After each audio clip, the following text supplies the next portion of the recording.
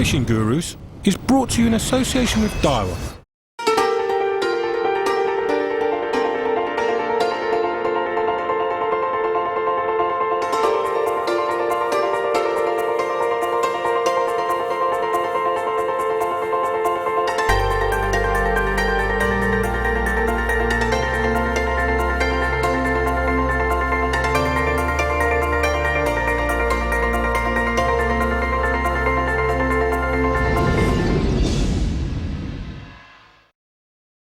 Hello and welcome to Fishing Gurus. My name's Dean Macy and we're still here at Brook Hall just outside Tiptree in Essex, run by Colchester Angling Preservation Society. Today is the second and final leg of the Carp versus Match Challenge. Yesterday was a barnstormer, so let's have a recap. With revenge the focus of the game, the Carp boys came out fighting. But the Match boys countered in Guru style and punched hard and heavy to storm into what looked like an unassailable lead.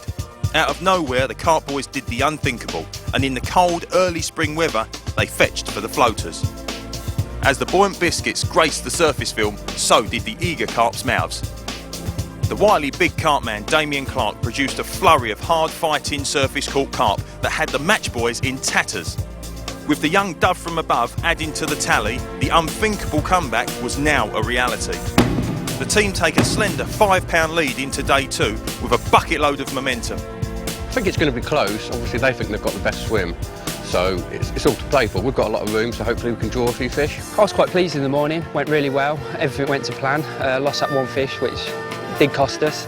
In the afternoon we went to bits really.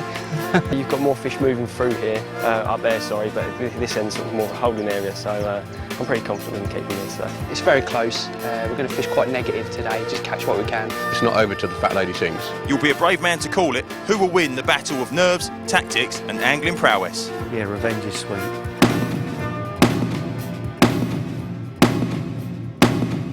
Steve, the match has been going about 10 minutes. You came into today with about a £5 deficit, and that has got to be, well, all square. I think it's all square and a little bit ahead.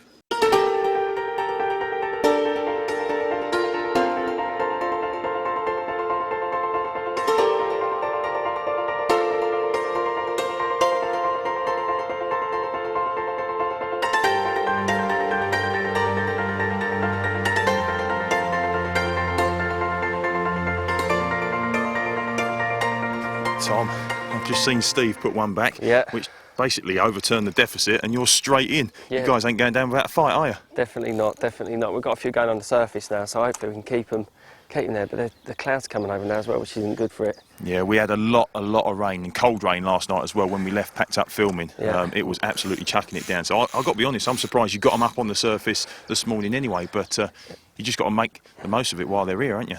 Most definitely, yeah. I mean, it only took 10 or 15 minutes to get them going. It took a while to get that bite, so really I should have caught two in the time I've caught this one, but what can you do? Have you got a plan B? Are you getting any areas going on the bottom? Because you've done really well over a small spotty area yesterday, didn't you? I've done exactly the same, yeah. Over Right. the far margin there's a reed bed, and I've got halfway down there, I've just got a little spotted area.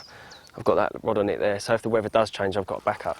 Nice one. Which is handy. Well, it looks like at the moment, while the weather is holding up, everyone's having a go on the top. The Match boys have got them going down there. Yeah. And that's a good fish, mate. That is worth two fish. I don't want to put the pressure on, mate, but that is very good. The average stamp yesterday was about £5. £5 to £7, something like that. Yeah, but that looks like a barney. Come on. That's a good one, mate. That is two fish if it lands in the net. Yes. Good lad. Nice one. Carp boys are back in the lead. Well done, I'll leave you to it. Thanks, mate.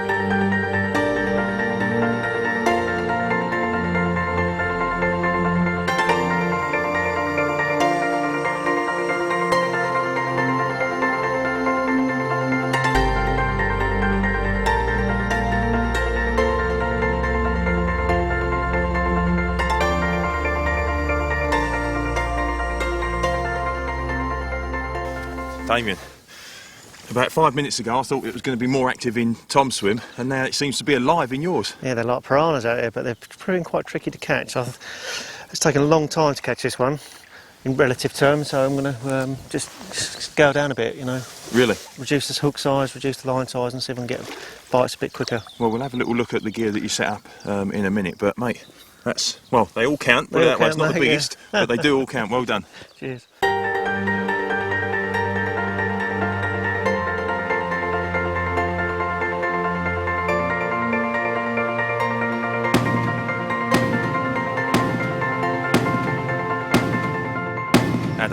said earlier on you was going to fish a slightly negative match. I just watched you drop with the pole. I mean, how far out you fishing? 14 and a half metres? Yeah, about 14 and a half, mate. I just watched you drop a mixer on a carp's nose. I saw its pecs flare. I saw it come up and nab it like it was absolutely perfect. I didn't call that. I wouldn't call that negative or boring. That was awesome. No, well, you know, we couldn't beat them yesterday doing it, so we've had to join them. Basically, what we're doing is we're fishing the method, feeding floaters, waiting for the fish to come. As soon as the fish coming up and there's a few competing, straight off, pole, length of line, big mixer on the nose. Did you not think that the pole, you know, bearing in mind the fish are on the surface, did you not think the pole being over their heads almost was going to spook them? Well, what we've tried to do is try to fish a long line, so we're fishing 6 foot of line, right, and we're flicking the bait out to them, so hopefully they can't see nothing. And they seem to be better fish as well, you know, we're having some decent ones, just struggling here with the room we've got in this little peg. Yeah. With the reeds and stuff. Actually, I'm looking over my right-hand shoulder. I think Steve's in as well, exactly the same method, exactly the same time. So, you know, Tom's had a 14, which was a big fish, and you guys just seem to be absolutely blitzing it. As long as this sun stays out, this could be a massacre, mate.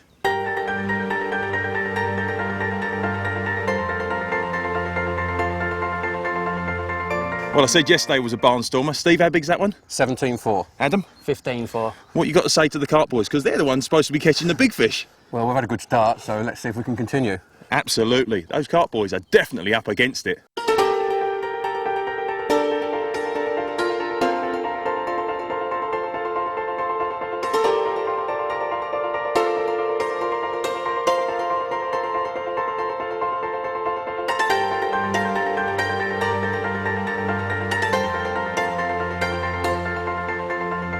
So Tom, your fortunes changed in the first half of the match yesterday when you started throwing floaters out. Yeah. You had all your bites on the bottom, I did, but Damo had some great success with some slightly bigger fish on the top. Yeah. Talk us through the setup he was using. Right, okay, so it's a pretty bog standard. It's a flat lying surface controller like so. Just this part will sit out the water like that. Okay. You've got 3 parts to it, just the tube at the back that you put on first, and then this is the interchangeable part here. Right. And you can slide the line through there and change depending on how far you've got to cast. Yeah. And then your size 11 ring swivel just fits in the front there into the little rubber that pushes into the main body. And that looks like it's got like a bolt effect, so there's no need to strike or anything like that. It does it all for you pretty much. Yeah, exactly. That's actually the reason why I've got an oversized float really today. Right. I don't need to cast that far, but they hook better basically. Right, okay. What about the hook link? What's the material and how long? Hook link, I've got about 5-6 foot I suppose of engage. Right. 7 pound. Is that normally standard? The longer hook link, the better? Because a lot of the fish have been coming up and nudging the float, haven't they? They have, yeah. To be honest, I'm not really scared of this one. It's the right colour. But usually I try and keep it as far away from the float as I can. Right, okay. If I'm fishing a long way out, I'll cut the hook link down a little bit, but generally 6-7 foot. Superb, nice one. What about the hook bait and the hook? Hook bait's just a cell pop-up that I've cut down to look like a pellet. It looks the sort of same shape. Fooled me, I size. thought it was a pellet. Yeah, exactly.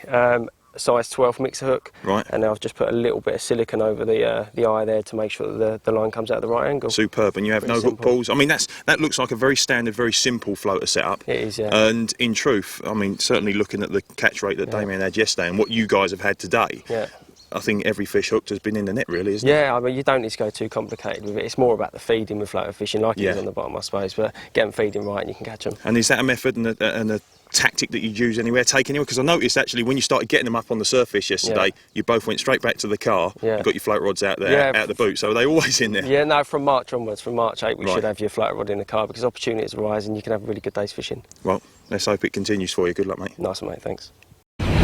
Fishing Gurus is brought to you in association with Daiwa.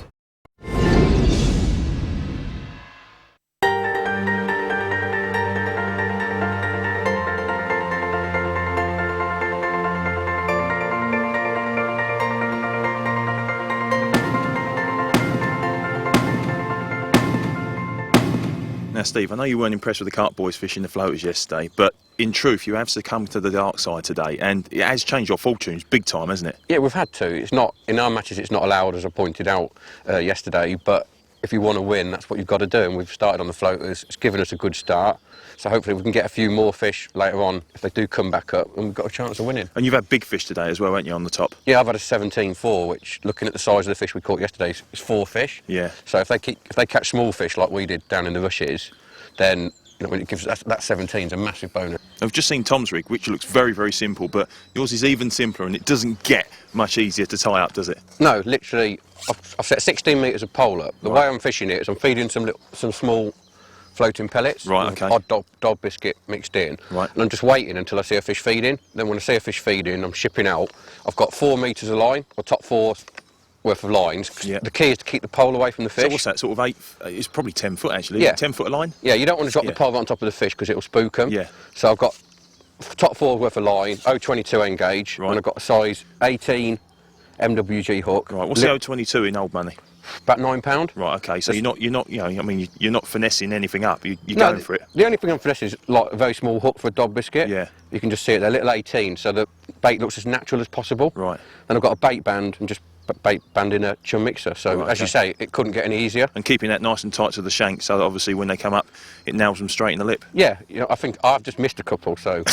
But like earlier Didn't want to on, mention they that, were mate. I was trying to taking make it you look good. They were taking it really confident. There's actually Yeah, one they out were. there now taking it quite confident as Yeah, well. see, what you're looking for on the surface is competition, and over the last couple of minutes you've been fishing for a single fish, which, Yeah. you know, there is no competition, so they can be as wary as possible. I mean, this looks absolutely faultless until they get out of that comfortable 14, 15, 16 metre range, and then obviously you're a little bit limited, aren't you? Yeah, you are. Yeah, and some waters they just won't come near the pole. Today, like when I've got one up feeding, get it confident. Yeah. That long line, you've got a chance of catching it. Right.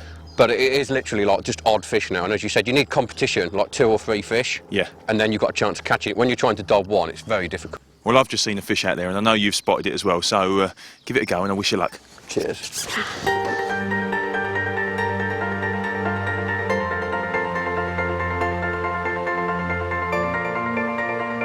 So, Damo, it's nice to see one in the net, but it's been really slow over the last 90 minutes, Yeah, hasn't it's been really slow. It's like the lake's just shut down. it? Yeah, the match guys down the other end are really struggling as well. They've had one, but their stamp seems to be slightly bigger than your ones Yeah. up here. Much bigger. I mean, ours are really small, 5-6 pounder, so they've had a few good fish, haven't they? 17, I think, the biggest. Yeah, they had a 3 of 17 them. and a 15 in the space of about 5 minutes, so that Yeah. one hurt you. Bit of a struggle, to be honest. But in the last sort of 10 minutes, I've managed to get the fish going again on the surface, so this is the first of hopefully a few more. Good, right, well, let's get a weight on it, because every ounce counts. Let's have a look, turn it around to the camera so you see it. That is £5. If it stays still. Come on, Litland, we'll put you back, be a star. 5.13, yep, 5.13, so every ounce counts, mate. It does at the moment. well, you've got a couple of hours left Yep. actually, so there's still plenty of time, and I think it went through a lull yesterday, didn't it, as well? It And then did, you yeah. started I mean, picking up. that's, you get it on every lake, it's always Yeah. the same. But, you know, there's a few fish moving now, so we'll get some more bait out and see what happens. Well, good lad, get Cheers. back out there. Thank you.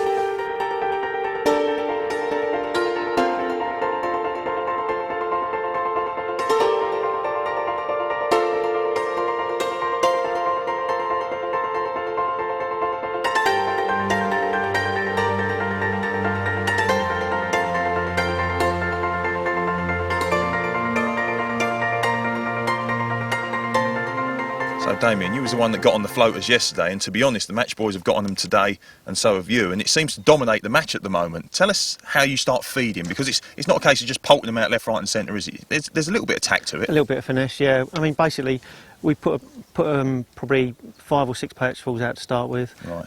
Try and get the fish feeding.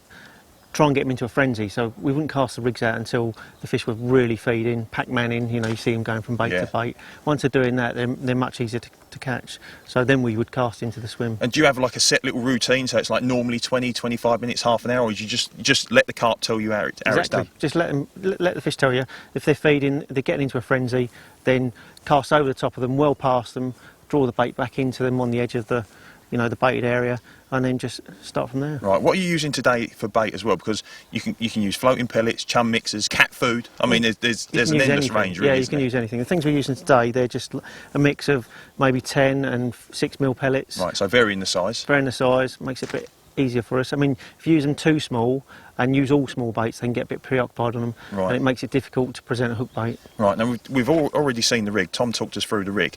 Talk us through the hardware that you're using, because it's specially designed, isn't it? Yeah, this is a 12-foot, 2¼ floater rod. It's got a through action, so it's Right. really soft, so you can go down on hook length, breaking strain, little tiny hooks. You're not going to pull the hook, you know, with a stiff rod. Right. So this is ideal. I'm using a little tiny reel. I've got a braid with a nylon leader, which is about 7 or 8 pounds, Right, which okay. is 2 rod lengths attached to the 20-pound braid. Obviously, the braid floats, Yeah. so it's, you know, sitting on top of the water. You can cast a lot further with a smaller float. It's more more finesse in the fishing. So, Right, yeah. Is it heart in the mouth stuff when you're playing them as well, though? Not really. Initially? I mean, when you've got a nice soft rod, it Right. doesn't make any difference. Superb. But you've got instant contact. You know, when you've got a big bow in your line, it's really important. Yeah, and the wind's been playing quite a big factor, actually, isn't it? Because it's not been blowing into your face or ideally over your shoulder. It's either left or right on this Yeah. little long lake. Well, break can be good, but in conditions like that, it can be bad because you Yeah. can end up with a massive bow in your line. Right. Then maybe we'd go to like a floating nylon on those conditions. But most of the time, I just use this, and it lasts for years. You know, a spool of that would last 3 or 4 years. Right. And so what sort of size fish would you use this sort of gear for? I've caught fish over £30 on this gear. Have you really? Yep. And it's perfect for the little ones. Well, I Yeah. say little ones. The boys down the other end have had some pretty big fish, actually, haven't they? But you've had fish from 4 to 30 pounds, so it ticks every box, really. does, And it mate, never yeah. leaves your van, really. No, always have it in the van. Mixers, don't cost anything. Little bag of gear, hooks, floats. You know, you can have it all the time. And just lastly, did you expect the floating to dominate this match quite the way it has? Because I mean, I've got to be honest, my hands are freezing cold. It might look nice and warm on camera, but it's not that warm at all. By the end of yesterday, we knew floaters were going to be the way Right. we were going to try and catch, win or catch up with the other guys if they had a good day. Right, well, it's about 90 minutes to go, an hour or something like that. And as it stands, I think they've just pipped you to the post at the moment, so I think you better get a move on, mate. Yeah, well, crack on. Good lad. Well, Steve, I know you weren't impressed with the floating baits yesterday, but your fortune has completely changed because of them. There's fish everywhere. Yeah, there's a few fish here now. The wind's turned around from yesterday. Yeah. It blew up to the top end where Damian and Tom are today, and it obviously held some fish there. And today it's pushed the other way, and the fish are just coming with it. I've noticed what you're doing. You're sitting there for a couple of minutes with your pole in your hand, ready to go, and then when one comes into range or a couple into range, you're going for them straight away. And Yeah. I mean, in fairness, once that pellet lands on the surface, they either have it within 5 seconds or they don't. Yeah. The key is not to hold your pole out there waiting for them to appear. Yeah. Because they won't, because the pole will spook them. But as soon as you see one, ship out as quick as you can and just try and drop it right on its nose. And have you seen any big ones? Because let's face it, you've had a 17, you've had a few other doubles as well. You've got 4 to put on the leaderboard as we speak. See, there's been a lot of fish, a lot of big dark shapes. We saw one that came up in front of Adam that we thought might have been 20 plus. Really? You've got dead on half an hour to go. Oh, so close. You were saying earlier, Steve, that holding that 17.5 metres of pole out there for a couple of minutes at a time is heavy. I mean, with a double-figure fish on the end, try and describe to the viewers what it's like. It's heavy. I mean, you're no small man, are you? I mean, you're a bit of a lump, let's face it, and I'm putting that politely. And I've seen you, the veins in your head poking out and your face going red several times today. It's because you're flicking the rig as well, and that's where... Here we come, he's coming. Go on, There second we time are. of asking. You need a bigger net, mate, but that is in just about. Oh, sorry, I'll tell mate. you what I'll do. I'll help you with the weighing because it might take a couple of people on that one. Good man. It's £10 plus, I think.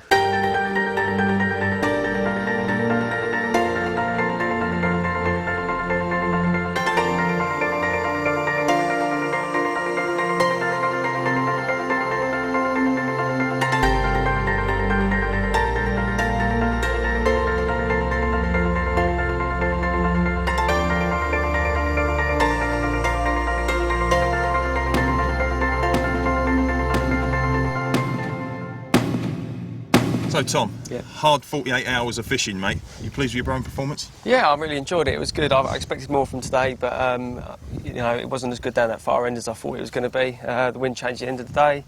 Didn't really get as much out of it as I thought, but that's the way it goes sometimes. Damo, you was the man that actually sort of sussed out the winning method, if you like, because fishing on the surface has really dominated over the last sort of 2/3 of the match anyway.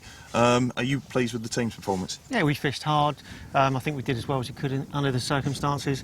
The weather changed, fish came up this end. We did as well as we could have expected, I think. So, Adam, first experience of the Carp versus Match Challenge. Have you enjoyed it? Really enjoyed it, yeah. It's been good fun, lots of banter and plenty of fish caught. Very Well, good. you couldn't have had a much more experienced captain in Steve. Are you pleased with the way it's actually turned out? Because, in truth, today, you was on fire. I wasn't happy yesterday because we lost on the day. That was obvious. But today we had a change of tactics. The pole was a real masterstroke for us because it's allowed us to virtually put the bait in the fish's mouth, and it's a presentation that you can't match with any other technique. So that sort of has got us right back into it. I've got to be honest, when you said to us at the start you was going to fish pole, we all scratched our head and thought it wasn't going to work. But hey, how wrong can some people be?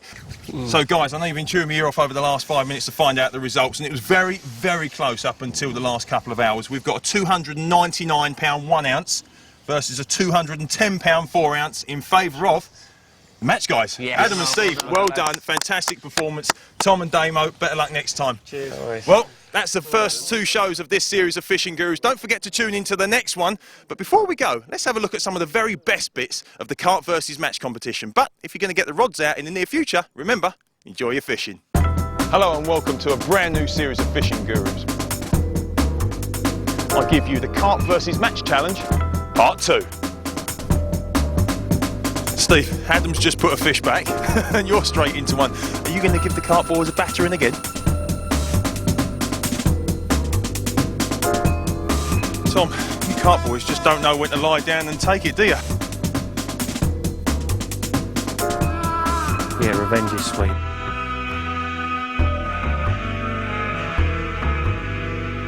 It's not over till the fat lady sings.